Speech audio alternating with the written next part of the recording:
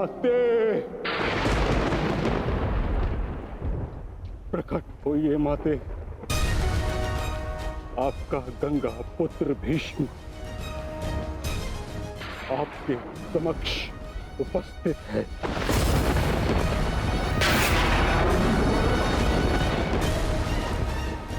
क्या मेरी आवाज आप तक नहीं पहुंच रही? समूचे संसार को अपने जल से शीतलता प्रदान करती हैं आप। आज अपने पुत्र के जलते हुए हृदय को शीतलता प्रदान करिए माते। प्रकट होइए। समझ गया मैं। आप मुझसे रुष्ट हैं, असंतुष्ट हैं। आप कर भी क्या सकती हैं? इस पथ का चयन अपने लिए मैंने स्वयं किया। यही मेरा दोष है। मेरा दोष वो प्रारब्ध है जिसने मुझे इच्छा मृत्यु का श्राप दिया है। मेरा दोष मेरी वो प्रतिज्ञा है जिसे मैं तोड़ नहीं सका।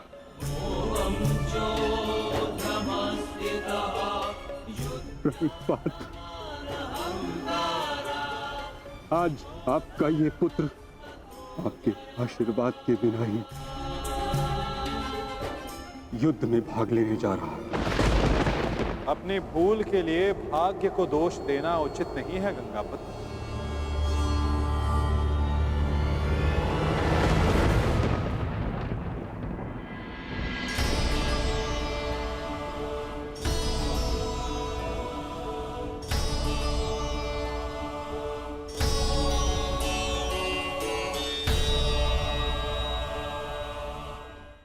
एक योद्धा को इस अवस्था में देखना भी तो उचित नहीं वासुदेव। मेरे समक्ष केवल एक योद्धा ही कहां खड़ा है। मैं तो उस पुत्र को, उस पितामह को देख रहा हूं जिसकी दृष्टि में अपराध बोध है और मन में पश्चाताप की अग्नि। सत्य कहा आपने। आप एक योद्धा को नहीं, एक अभागे को देख रहे हैं। मुझसे बड़ा अभागा इस संसार में कौन होगा? एक ऐसे युद्ध में भाग लेने जा रहा हूं जहां मेरे ही वंश के लोग एक दूसरे के रक्त के प्यासे हैं। भाइयों में प्रेम की जगह प्रतिशोध है, अहंकार है। बाण किसी ओर से भी चले, छाती मेरी ही छलनी होगी। रक्त किसी का भी बहे, हृदय मेरा रोएगा। और मैं इस अनर्थ को रोकने के लिए कुछ भी नहीं कर सकता। जब आप रोक सकते थे तब आप मौन रहे गंगापुत्र।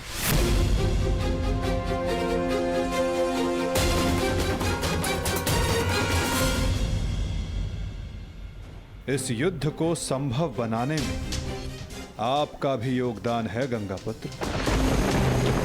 उस अधर्म के आप भी भागीदार थे।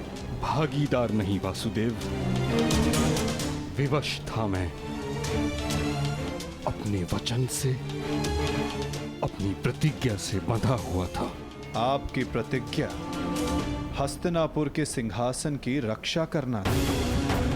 और हस्तिनापुर एक वस्तु, एक राज्य नहीं, एक सोच थी जो भारत में धर्म का उदय कर रही थी। वचन या प्रतिज्ञा कभी उस कारण से अधिक बड़ी नहीं होती जिसके लिए प्रतिज्ञा ली गई है। आपकी प्रतिज्ञा का कारण था हस्तिनापुर की सुरक्षा, अपने वंश का यश। और आज आपकी प्रतिज्ञा हस्तिनापुर को, आपके वंश को कहां ले आई है गंगापुत्र? आपने हस्तिनापुर को ऐसा राजा दिया जो अपनी ही प्रजा के अश्रु नहीं देख सकता, ऐसा युवराज दिया जो अपने ही भ्राताओं की संपत्ति से द्वेष रखता है। आपके इस वचन ने एक स्त्री का भरी सभा में सबके समक्ष मान मर्दन होने दिया। माता पिता अपनी संतान को वचन देते हैं कि वो उनका साथ देंगे, परंतु अपनी संतान को सही मार्ग पर रखना माता पिता का कर्तव्य होता है। यदि उचित समय पर आपका धनुष उठा होता, आपने अपना स्वर उठाया होता, तो आज संपूर्ण भारत महाभारत की चौखट पर ना खड़ा होता गंगापुत्र।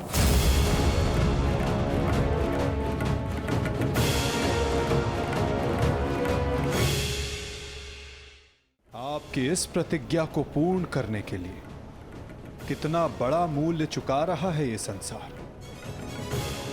समय आ गया है कि उस प्रतिज्ञा को तोड़ दिया जाए, क्योंकि उचित और अनुचित की परिभाषा प्रतिज्ञा से नहीं, अंतरात्मा की पुकार से बंधी होती है गंगापुत्र।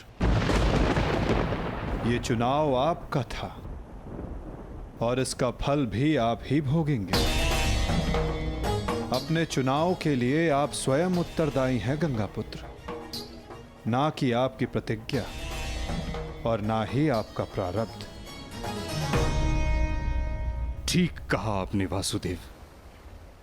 मैं अपने चुनाव का उत्तरदायित्व अपने सर लेता हूं।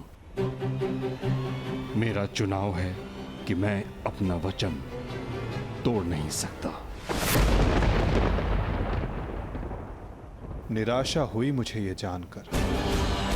कदाचित इसके लिए पांडव आपको क्षमा कर दे, कदाचित याज्ञसेनी आपको क्षमा कर दे, कदाचित मैं आपको दोषी ना मानूं, परंतु इतिहास आपको इसके लिए कभी क्षमा नहीं करेगा गंगापुत्र।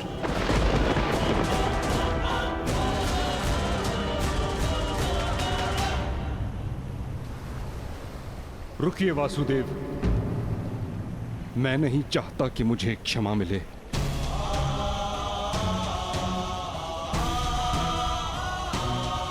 वचन पूर्ण करने का पुण्य मुझे मिले न मिले, परंतु मौन रहने का दंड मुझे अवश्य मिलना चाहिए। मैं अपने निर्णय से असंतुष्ट हूं, परंतु इस बात का मुझे संतोष है कि पांडवों के पास वो अस्त्र है जो मुझे मेरी प्रतिज्ञा और मेरे श्राप से मुक्ति दिला सकता है।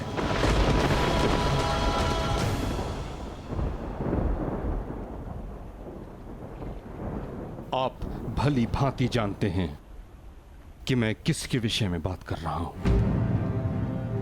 किंतु पांडवों को इसका ज्ञान नहीं। उनका मार्गदर्शन आपको करना होगा वासुदेव। भीष्म नामक समस्या का समाधान आप उनको सुझाएंगे। समाधान अपने गंतव्य तक पहुंचने को है गंगापुत्र।